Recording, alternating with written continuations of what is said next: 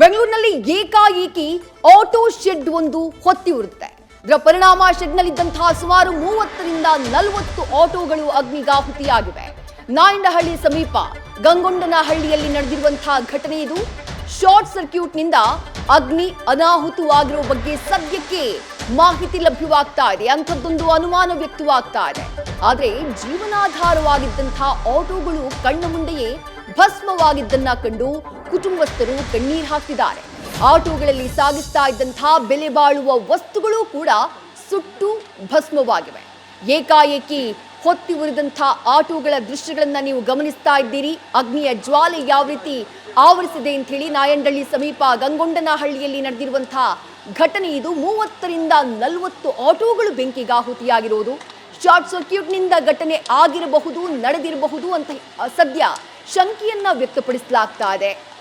ಆಟೋಗಳ ಜೊತೆಗೆ ಆಟೋದಲ್ಲಿ ಸಾಗಿಸ್ತಾ ಇದ್ದಂತಹ ಬೆಲೆ ಬಾಳುವ ವಸ್ತುಗಳು ಕೂಡ ಸುಟ್ಟು ಕರಕಲಾಗ್ಬಿಟ್ಟಿದ್ದಾವೆ. ಸದ್ಯ ಬೆಂಕಿಯನ್ನ ನಂದಿಸುವಂತಹ ಕೆಲಸದಲ್ಲಿ ಅಗ್ನಿಶಾಮಕ ಸಿಬ್ಬಂದಿ ನಿರತರಾಗಿದ್ದಾರೆ.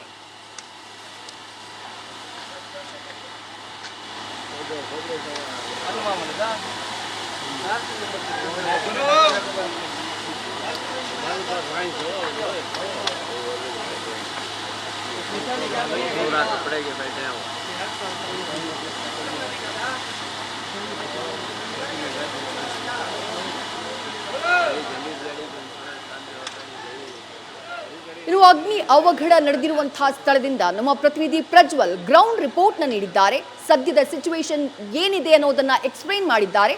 ಬನ್ನಿ ನೋಡೋಣ.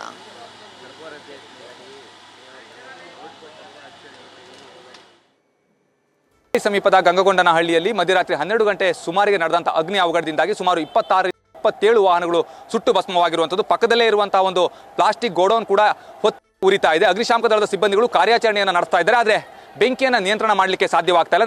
ಅದೇ ಸ್ಥಳದಲ್ಲಿದ್ದೀನಿ, ನೀವು ಗಮನಿಸ್ತಾ ಇರಬಹುದು. ಆ ಒಂದು ಚಿತ್ರಣವನ್ನು ನಾನು ನಿಮಗೆ ತೋರಿಸ್ತಾ ಹೋಗ್ತೀನಿ. ಇಲ್ಲಿ ಅಕ್ಕಪಕ್ಕದಲ್ಲಿ ಎಲ್ಲ ಕಡೆಯೂ ಕೂಡ ಪ್ಲಾಸ್ಟಿಕ್ ಗೋಡೌನ್ಗಳಿದ್ದಾವೆ.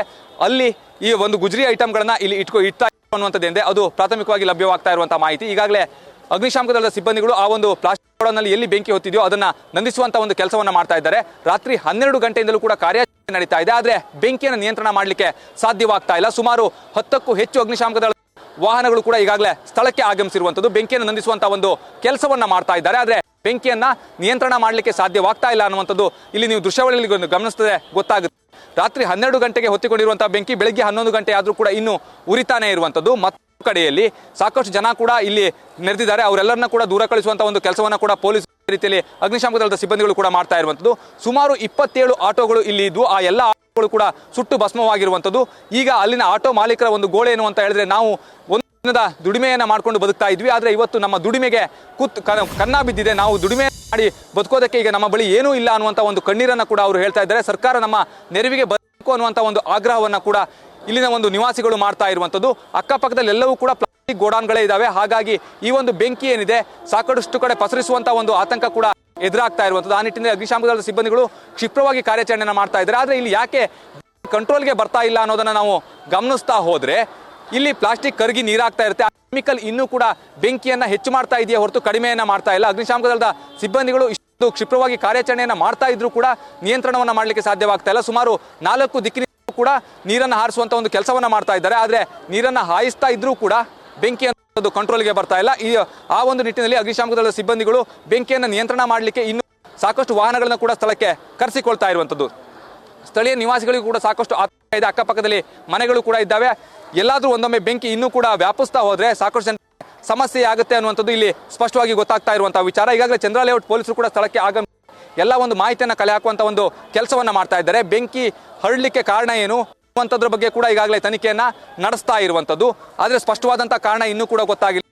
ಶಾರ್ಟ್ ಸರ್ಕ್ಯೂಟ್ನಿಂದ ಈ ಒಂದು ಅಗ್ನಿ ಅವಘಡ ಸಂಭವಿಸಿದೆಯಾ ಅನ್ನೋದ್ರ ಬಗ್ಗೆ ಕೂಡ ಅನುಮಾನ ವ್ಯಕ್ತವಾಗ್ತಾ ಇದೆ. ಆದ್ರೆ ಯಾವುದೇ ಒಂದು ಸ್ಪಷ್ಟವಾದಂತಹ ಕಾರಣ ಇನ್ನೂ ಕೂಡ ತಿಳಿದೇ ಇರೋದ್ರಿಂದಾಗಿ ಪೊಲೀಸರು ಕೂಡ ತನಿಖೆ ನಡೆಸ್ತಾ ಇರುವಂತದ್ದು. ಇನ್ನು ಅಗ್ನಿಶಾಮಕ ದಳದ ಸಿಬ್ಬಂದಿಗಳು ಕೂಡ ಈ ಬಗ್ಗೆ ರಿಪೋರ್ಟ್ ಅನ್ನ ಕೊಡಬೇಕಾಗುತ್ತೆ. ಅವರು ಕೊಡುವಂತಹ ಒಂದು ರಿಪೋರ್ಟ್ ಅನ್ನ ಆಧರಿಸಿ ಮುಂದಿನ ತನಿಖೆ ಕೂಡ ನಡೆಯುತ್ತೆ. ಒಟ್ಟಾರೆಯಾಗಿ ಇಲ್ಲಿನ ಒಂದು ಆಟೋ ಚಾಲಕರೇನಿದ್ದಾರೆ ಅವರು ಕೂಡ ನಿಜಕ್ಕೂ ಕಂಗಾಲಾಗಿದ್ದಾರೆ.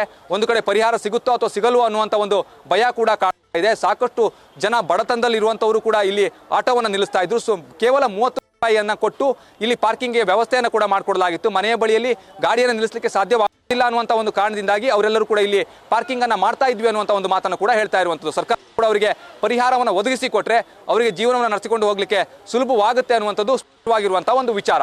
ಕ್ಯಾಮ್ರಾ ಪರ್ಸನ್ ಮಧು ಜೊತೆ ಪ್ರಜ್ವಲ್ ನಿಟ್ಟೂರ್, ನ್ಯೂಸ್ ಫಸ್ಟ್, ಬೆಂಗಳೂರು.